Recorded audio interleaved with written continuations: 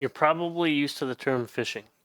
Everybody has an email address. Everybody's been sent some kind of phishing email time or another. But I want to talk to you about a specific type of phishing, which is called quishing. Quishing is phishing involving a QR code. QR codes, basically, they're codes that you can scan using a smartphone. Prior to COVID, probably not a lot of users knew what a QR code was. But thanks to COVID and the pandemic, we've seen a lot more use of QR codes. You probably walked into a restaurant sometime in the last 3 years and had to scan a menu, or excuse me, scan a QR code to either view a menu or even place an order. So that means that there are a lot more users and people out there who are more familiar with QR codes and now know what to do with their device and QR codes. Now, talking about quishing, checking out the MITRE ATT&CK framework. There is no specific sub technique. It doesn't have its own unique sub technique here. You could probably look at spear phishing link. Might be an example. The QR code does contain a link, but it doesn't quite fit the definition, in my opinion. It might more closely mimic spear phishing attachment. So basically, in the attachment, it's in the description for MITRE ATT&CK, it says that the adversaries attach a file to the spear phishing email, usually rely on user execution. So user execution would be user taking out their smartphone, scanning the QR code that they receive in a phishing email, and that achieves user execution. Now, when you investigate a quishing attack, compared to a normal phishing attack or phishing email, there's a URL that you might copy and route through your favorite open source intelligence tools. Maybe there's an attachment that you can have analyzed or run in a sandbox environment.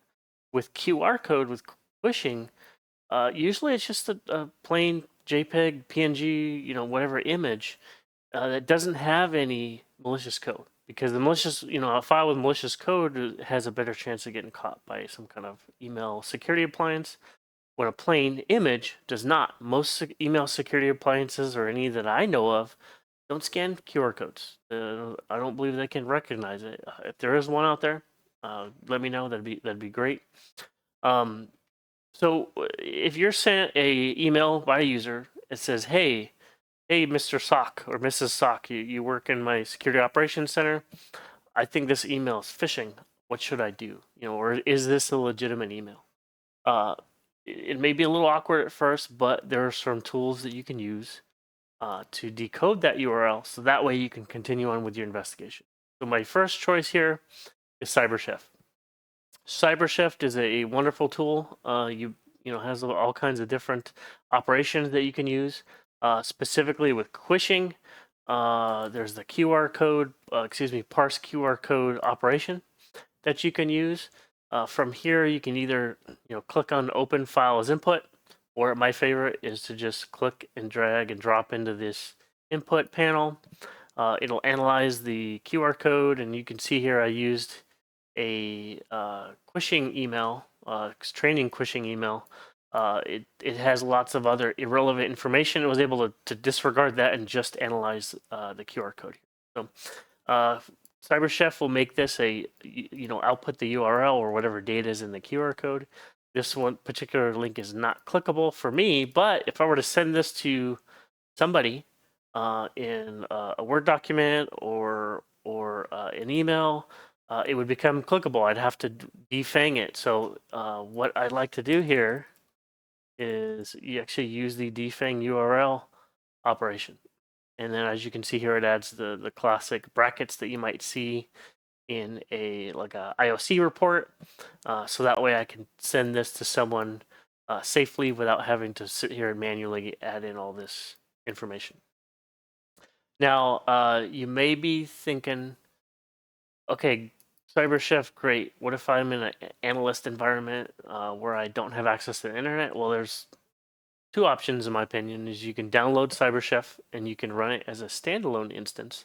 But if you don't have authorization, to install CyberChef or port it over to your system, you might have access to some command line functions.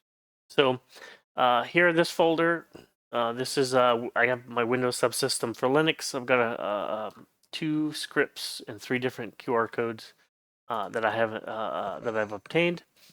A colleague of mine recently wrote out a Python script. Let me cat that out screen so you can read it. This is a quick Python script. It imports QR tools library, which does the heavy lifting of decoding your QR code.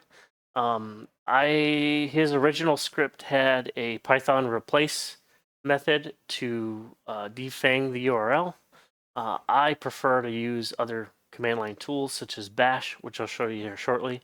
But if I were to run this QR code Python script,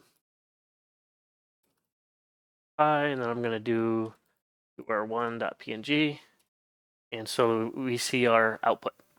Let me change that to the second QR code, which is the one that you saw me analyze or parse through CyberChef. So you see you get the same input.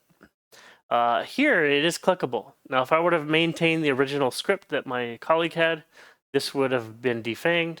But I have a preference for IOC Finger. So let me show you real quick the bash script that I wrote.